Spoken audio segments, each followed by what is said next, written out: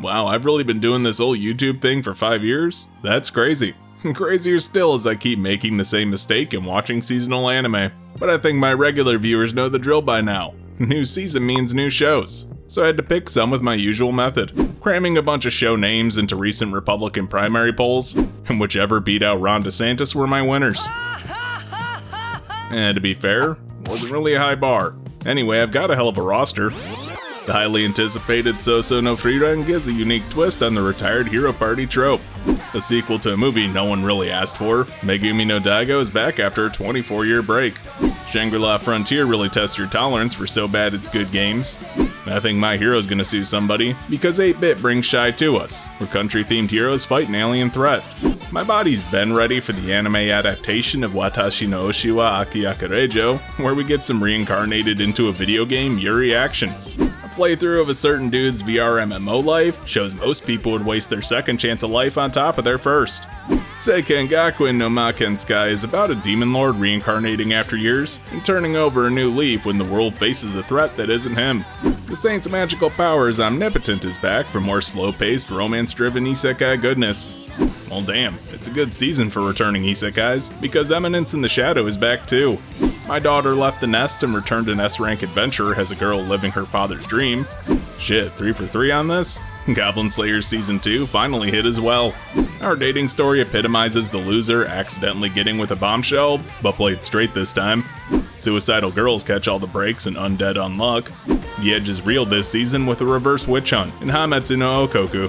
Hey, back to keep the otaku fantasy alive. Kanojo mo Kanojo keeps the gravy train rolling. Tear Moon Teikoku Monogatari gives the saddest excuse for a time loop I've ever seen. Kimi no Koto ga, that's a lot of daisuki na Hyakunin no Kanojo is the only way an otaku could ever find love. And that's with God's intervention. 2 Yuri shows in 1 season? That must be dreaming when an alien hooks up with an introvert and Hoshikuzu telepath. And lastly, Dr. Stone's second core finally wraps up this fall. I've got a hell of a roster this season, so let's get on into it. First up, we have Frieren Beyond the Journey's End. This one's based on a popular manga series, and follows an adventurer after she helped defeat the Demon Lord many years ago. Now she's an elf, so the friends who helped her are all either dead at this point, or just super old. But before her healer friend kicked the bucket, he dumped an apprentice off on her lap. So now they travel around, researching magic, and occasionally confronting the past because a long life leaves you with a long list of regrets. What we get in practice is a slower sort of series that steeps in its themes, encapsulating a sense of isolation and newfound purpose, but not exactly drowning in melancholy. This is definitely something that will resonate well with older audiences, because it's not so much about the fights, but essentially about recapturing an era long past. By focusing on relationships, and the regrets our main character left behind as her party members' passive old age, she's left essentially alone after leaving them to journey by herself, which makes this, ironically, a very human experience, despite the subject matter being anything but. I like how much I can identify with the cast. And honestly, this really encapsulates why elves are so aloof in fantasy settings. The director behind this doesn't really have a ton of experience behind the wheel, but his work as a key animator for a lot of stellar series at least means he's approaching this with a visual eye, and it shows. This series has a subtle approach and environmental storytelling that leads to the atmosphere it's building, and I absolutely love it.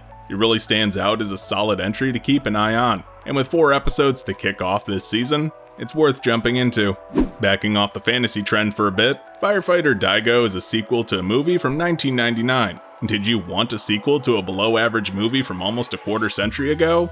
Too bad, and I'm sure I'm gonna catch some flack for pointing out it's a quarter century old.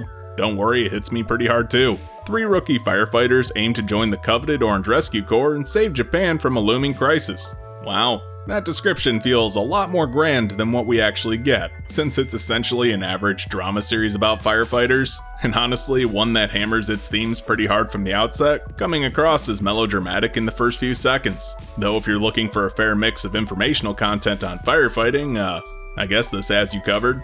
I was a bit worried jumping into this would be rough considering it's a sequel series, but really there's nothing to jump into. These are firefighters and they're saving lives. Congratulations, you're caught up. The first episode doesn't really stand out in terms of presentation, with fairly bland animation and shot choice, as well as lingering on scenes longer than it needs to. Unless you're incredibly interested in firefighters and want to see a stylized presentation of that job, this really doesn't hold enough appeal to get people to stick around. Because anime nerds and games go hand in hand, Shangri-La Frontier is up next. This is about a guy who loves to beat shitty games, and the latest VRMMO sensation catches his attention. So now he's diving in, and we're hoping he doesn't get SAO'd in the process. This one really doesn't do itself any favors, with a terrible description that barely gives you any idea what this series is about. Luckily, the first few minutes of the anime do, by showcasing the over-the-top humor, odd eccentricities of our main character, and some graphic slapstick that packs a punch. Honestly, I got some trash tier Tomozaki mixed with love story with Yamada-kun vibes off this one, but executed way better by having actual likable characters, while using the game-centric plot elements effectively. The main dude taking a break to play a good game and flexing his skills while making new friends and possibly a love interest, gives us a lot of mobility as a story, a fun cast, actual jokes, high energy style, an animation that, while not stylized, is fluid enough to be engaging, and that makes this something to at least keep an eye on. Honestly, the production team put way more effort into this anime than they really had any right to, but I appreciate that because it looks amazing. Hell, the fight scenes were impressive beyond what other action series offered, and that's not just a compliment, it's honestly a feat. If you're looking for a mixture of fantasy and rom-com, this seems like the route to go. Next is Shy. World War III was averted because girls with superpowers appeared from all over the world, got championed by their particular nations, and do the whole superhero thing, and even occasionally teaming up for a crossover to save the whole planet, when need be. The series follows a, who'da thought, shy girl who just so happens to be a new hero right after her debut. Where superhero culture here seems to be somewhat akin to idol culture, but each country only gets one. It feels like a weird sort of budget version of My Hero Academia, stripped of some of the more unique elements and injected with teenage angst. Is that bad?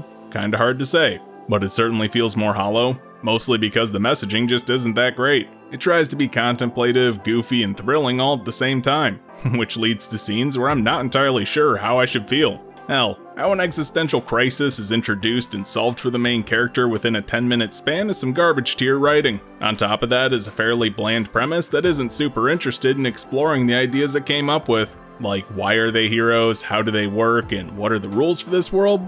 Who knows? Instead, just focus on some flashy action scenes with ethics 101 questions about heroes. I'm still not entirely sure if these powers are technology-based or they actually have them inherently. Sure, the artwork is pretty and the series has some fairly competent animation, but ultimately I'm left with this giant sense that it has a lot more potential than it's giving me, and I don't really see that improving much. Combining my one true passion, Yuri, and my never-ending curse, Isekai, I'm in love with the Villainess as a Yuri Isekai franchise. Hey, I've actually read the light novels for this series too, so let's see how this stacks up to those. Our main character is an office worker who loves a video game series called Revolution a ton, and one day she just so happens to find herself implanted as the main character of that otome game franchise, but don't expect her to woo the male leads, because she only has eyes for the tsundere villainess named Claire. And absolutely no fucking around, this is a romantic love, despite Claire being ostensibly straight, so she's fighting an uphill battle in a fantasy game world to try and get her true love to notice her feelings, while enjoying every second of being teased. Yeah, Rei's a freaky girl with borderline masochistic tendencies, which leads to a lot of the humor in this one, to be honest. You can't really bully somebody who likes to be bullied, and turns whatever attempt at it into a public display of affection. That setup feels like it would get old pretty quickly, and let's be honest, it does. But that's merely the window dressing for a deeper story about political 4D chess and somebody trying to hide their impact on the world.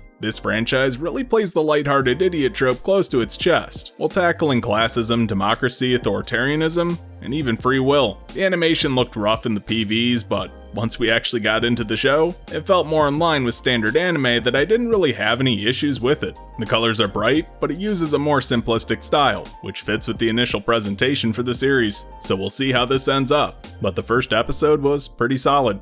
Why the hell are there 2 VRMMO animes out this season? Well, a playthrough of a certain dude's VRMMO life is next, and it's a disappointment. Following an older guy playing the latest MMO craze, he's intentionally putting all of his time into leveling shitty skills and basically making the most worthless build you can, until it turns out it's OP, of course, because why not? So yeah, that's the whole premise, and it fits with our usual anime genres. Who'd have seen that coming? Fantasy, comedy, adventure, and action. Those are basically the 4 horsemen of the terrible apocalypse. So likely, we're getting a series that's both bland and invisible. And hey, that seems to be the market it's going for, following in the footsteps of other basically slice of life series like By the Grace of the Gods. Hell, it's even by the same studio. Who'd have seen that coming? So the comedy isn't that hard-hitting, the fantasy is pretty generic, and we already know he's not really trying for an adventure, so what does that leave our target demographic as? Well, people who want a chill, fluffy show without much stakes. The animation is about as invisible as the plot, showing zero ambition in making this show stand out even the slightest bit, which honestly raises a very valid question. Why watch this? I'll probably never understand these sort of shows, because I watch anime that generally has a point. There's a better VRMMO anime out this season, there's better comedy, there's better action, and there's better fantasy. So unless you're legit looking to kill about 20 minutes each week, I wouldn't bother with this. I think it's safe to say, fantasy has pretty much absorbed the anime zeitgeist at this point, and next we have the Demon Sword Master of Excalibur Academy. So a demon lord wakes up after a magical stasis and reincarnation to find the world faces a new threat that's not him. Now he enrolls in a school specializing in teaching kids to wield these new swords to fight against this threat, hoping it'll teach him more about his past that he missed out on. So I may have lied a bit. This isn't just a straightforward fantasy series, as the time skip introduced a technology element, so it's got a fusion of sci-fi and classic fantasy, which is somewhat interesting. But all of that is still a form of window dressing, to essentially cover an OP protagonist in a fantasy world trope that we're so accustomed to. How does this stand? Well, it's not amazing, but it's not nearly as bad as it could be. There's charm in how serious it is about its premise, when most others devolve into gags, but more importantly, it has a plot. What really drags it down for me is the dips into fan service that become distracting. The animation for this series was different, to say the least. It wasn't bad, but it had many styles that it mixed in a way that felt uncanny. Some of the brighter colors, thicker brushstrokes, and 3D elements just didn't mesh, despite neither really distracting on their own. The bread and butter animation is a mostly competent presentation for a modern anime, and just fades into the background. So I guess if you're looking for a pretty plain action series, this could scratch that itch.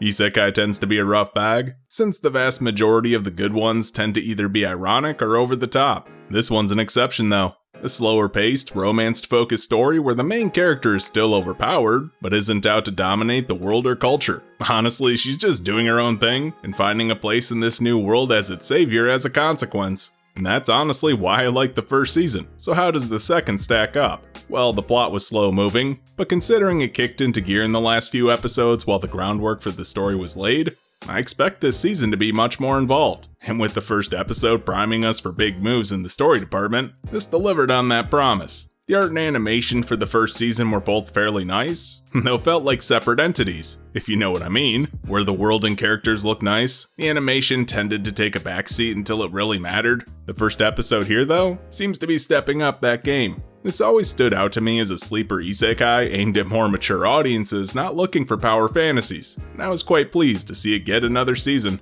And on the exact opposite end of that spectrum, we have the second season of Eminence in the Shadow. This anime is nothing but distilled hype, drip-fed through an IV because the story here means pretty much nothing to the main character. He's just out to LARP his power fantasy, and honestly, I'm here for it. The previous season slipped under my radar as just sort of a good-looking series until the second core hit, and I found myself hooked. It marries extremely hard-hitting comedy with action to create a series that superficially feels like a generic isekai. That is until you notice. This isn't a parody. The main character flat out loves the idea of a mastermind fighting in the shadows, and he just so happens to end up unironically doing that while pretending to, because to him this is just a game. An entirely sincere series that doesn't downplay its more intense and emotional moments for the sake of comedy, and it stands out as both shallow and enjoyable in all the right ways. How does this season stack up? By picking up right after the first, where a massive plot unfolded, our main character inserted himself to show off, and the ensuing fallout creating tension, so his alter ego Shadow can shine more. The animation for this season is as stellar as the last, really hammering home the fights with amazing choreography, cinematography, and effects that make it a visual spectacle as well, which I think makes this one stand out on a crowded stage, as it's not just full of personality, it's just plain fun. Definitely looking forward to the continuation. We've been lacking some of my least favorite genre, you know, OP person in a fantasy world, and my daughter left the nest and returned an S-rank adventurer might just fit that bill. Some guy tries adventuring, realizes he sucks, and after losing a leg retires to the countryside. There he finds a lost girl, raises her as his daughter, and after noticing she has a talent, kicks her out to the curb to start living her life like a Pokemon game. Fast forward a few years and now she's a top tier adventurer, and hasn't even come home once. Not for lack of trying. In practice, this series is a lot of fluff, but it speedruns it with time jumps, so feels a bit like cheating, I guess. On top of the one-note comedy being new threats keep popping up, preventing this girl from visiting her dad, despite how much she loves him. With how many dad-daughter shows out there lean into creepy territory, I was a bit surprised by how wholesome this one is. Or rather, I guess the girl's the one with the complex this time. However, that's also not really much to make it stand out. The animation for this isn't really bad by any stretch, at least not in the first few episodes, but there's a definite sense it could have been better. The art itself is fine, the movements are just passable. In terms of style, it has a more muted color palette, and that matches the sort of painting-esque backgrounds they're going for, which works as a style, though it's not exactly a terribly interesting one, as many fantasy series out there lean into that as shorthand for the time period. So with lackluster animation and not the most interesting plot, the first episode felt very middle of the road. We'll see how it shapes up. Oh hey, I'm sure you were wondering when you'd be back here. Well, it's time for that scheduled ad break. Maybe you got one and maybe you didn't. Who knows? Why not farm the algorithm for me by commenting below if you were one of the lucky few who did or didn't. Anyway, back to more shows. Goblin Slayer feels a bit nostalgic for me because it was one of the first shows I looked at when I started my YouTube channel, so seeing it come full circle for its second season is sort of like your kid coming home from college. The first season really set itself apart by being a true blue fantasy series that followed a lot of classic Dungeons & Dragons tropes. In fact, it's heavily coded in the tabletop RPG flow, also dipping into horror, but it stood out to me as being grounded, having high stakes, but ultimately raises some valid points about how shitty work tends to be undervalued, with our main hero being the true hero no one really deserves. Now the biggest change this season was the studio, as White Fox isn't handling this adaptation. Lead-In Films took the helm, and while they can pull off nice animation, they chose a pretty bright color palette, a lot stiffer animation, and less detailed contrasty art that it barely feels like the same show. The opening is a nice recap, but it's certainly a horrible imitation of the last season, and this first episode really lacked a strong punch to get audiences warmed up for what's to come. As I've said, Goblin Slayer isn't exactly deep, but it's sure as hell cathartic. Dips into some pretty powerful horror, but how polished Season 2 looks now feels antithetical to that premise, so let's just say I've got mixed feelings on this return. Well, let's get into something fluffier with our dating story. A guy has a crush on the school's hottest girl who's vapid as shit. Catching her between boyfriends, he asks her to go out with him on a dare, and she accepts because why the hell not? Normally boys are a flavor of the week sort of thing for her, but this quickly changes to the real deal as they experience each other's personalities while growing closer. Thus a hopeless confession and possible pity date turn into genuine love. That's both cute and cringy, but how does it work in practice? Well, it frames it as an ecchi comedy, while subverting with more wholesome moments where the girl wants a deeper connection, but how she goes about it is by casting a wide net. So when our guy puts on the brakes and actually wants to get to know her on a personal level, that pretty much gives him an instant pass that he's valuing her in their relationship. However, I will say, the cringe comes in with a strange moral high ground attitude, and that puts a bad taste in my mouth. Yeah, sex isn't a reward for treating a girl decently. Though I will say I do feel a bit bad for her and her fucked up worldview, since she thinks sex is how you keep men faithful. The art feels a bit quaint here, using a 4-coma anime color scheme with fairly basic designs, which gives this a bit of a low budget feel, but the finished work is polished so it doesn't really seem rushed, mostly just invisible. And that stands out by contrast because most other anime like this put a lot more effort into the first few episodes. Maybe I'm just surprised by it because this feels like the sort of series Project 9 would jump at. Kind of a flat first impression, so I don't really have high expectations. Shonen's been killing it lately, so let's look at Undead Unluck, where an unlucky girl tries to kill herself only to be saved by an immortal guy. Bonus, they're both trying to unalive themselves in Minecraft, thus striking a neat little partnership, which extra works out because there's an organization after the immortal dude anyway, and now she's on their radar too. In case you can't tell, this is a comedy with a ton of gore meant to get laughs through extreme violence. Basically slapstick to the extreme, and it definitely accomplishes that. I found this pretty damn funny, while succinctly getting the core premise across without wordy exposition. I love the visual humor and how it plays with the medium as well, creating some nice variety. Getting punched in the censorship bar to break it, and using his severed limbs for jet propulsion are just fun gags. As for the cast, they do feel a bit stereotypical in this first outing. A gloomy girl who's depressed by her unnatural unluckiness, and an overconfident, vulgar immortal dude looking to die are essentially the tropes you'd lump in with their unique dispositions, but ultimately it's fun while carrying the plot. David Productions is essentially the go-to studio for shonen manga adaptations these days. Well, between them and MAPPA, they do them justice, and we're getting that here. Stylized animation, strong direction, beautiful art, and an overall nice looking series. This is a pretty great start, and I'm looking forward to where it goes.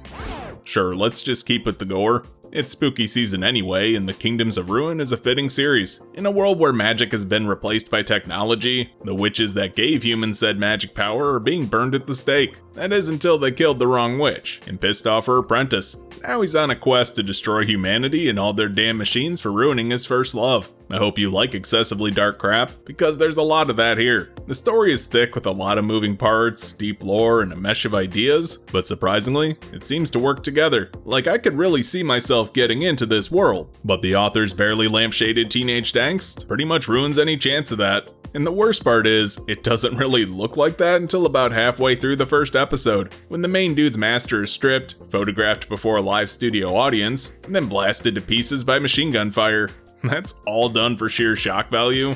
And I mean, here's the thing, it's not even the most graphic I've seen, but stuff like this just comes across as excessive when it lacks a strong narrative purpose. This could have stopped a step or two before that, and still accomplished the same goal. So head into this only if those few extra steps don't ruin your enjoyment in media. I was really worried about the animation here, because the studio behind this has an abysmal track record, and the directors are an entirely mixed bag of mostly garbage.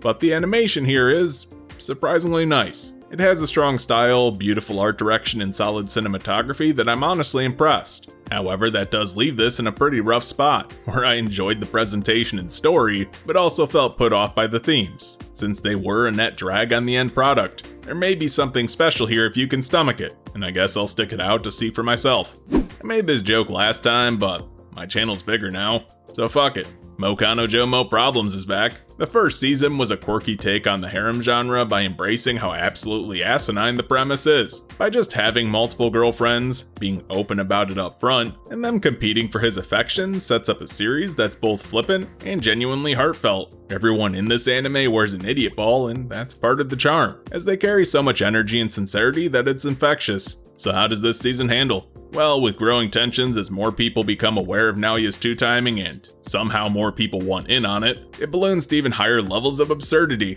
On top of Shino getting more screen time this season, we're seeing a variety of punchlines as well, which is a nice change of pace. With a different studio taking over and an entirely different staff, this season could have easily fell off in comparison, but honestly it keeps a similar enough style that you're unlikely to notice. Not that the first season was crazy good in terms of animation quality, but at least it isn't slipping. If you're looking for a really dumb comedy that's fun, the first season is a great place to start. So this has my recommendation to keep watching.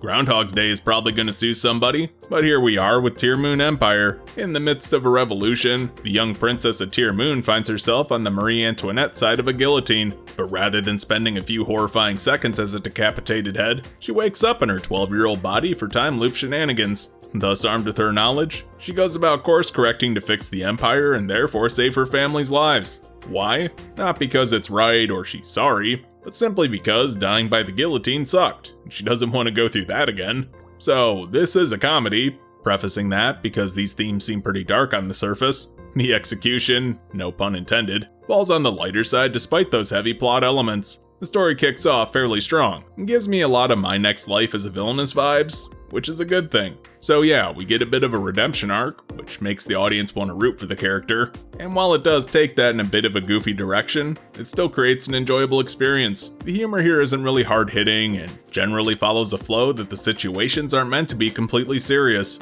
The animation isn't super complex, but there's a few artistic scenes that do stand out.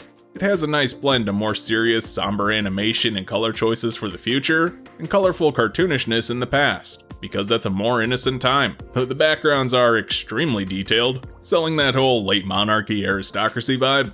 So yeah, this one stands out as a series to keep an eye on, because despite not being anime of the season material, it's still a solid comedy with an interesting story. Rom-coms in dire straits this season compared to previous outings, but the 100 girlfriends who really love you is maybe here to save the day. A guy gets rejected for the literal 100th time and is fed up with all the heartbreak. He prays to a matchmaking god at a shrine for a girlfriend, and his wish comes true. Appearing in the flesh, said god promises him 100 soulmates in high school. The catch? If these girls fail to get into a relationship with him, they become so unlucky they're probably gonna die. That's right, this is harem building with a cause, because he's not gonna let a single one of these girls pass away. So obviously this is an absurdist take on the harem genre, and likes to lambast the trope said genre employs. While it has romance, it's more comedy than rom-com, poking fun at romance tropes, references, and even some fourth wall jokes for good measure. And the humor definitely flies quick, creating a lot of laughs per minute with a good understanding of how to make its jokes land. Everything's delivered with such flippant disregard that even the stupider lines snag a chuckle. The show knows its premise is dumb, and uses that as a launching point for its themes and narrative style. Color me impressed, considering what I expected. The studio behind this worked on Azure Lane, Prima Dolls, and the quintessential quintuplets, so this seems tangential to their wheelhouse. The models are on point with crisp, easily identifiable designs, but flexible enough for the style they're going for, with a ton of vibrant colors leaning into the rom-com roots. While it doesn't exactly have a unique visual style, it still puts a lot of effort into animating the emotions on screen, amping up the comedy and romance to 11, so it keeps it engaging. This first episode was honestly better than I expected, and I'm looking forward to more.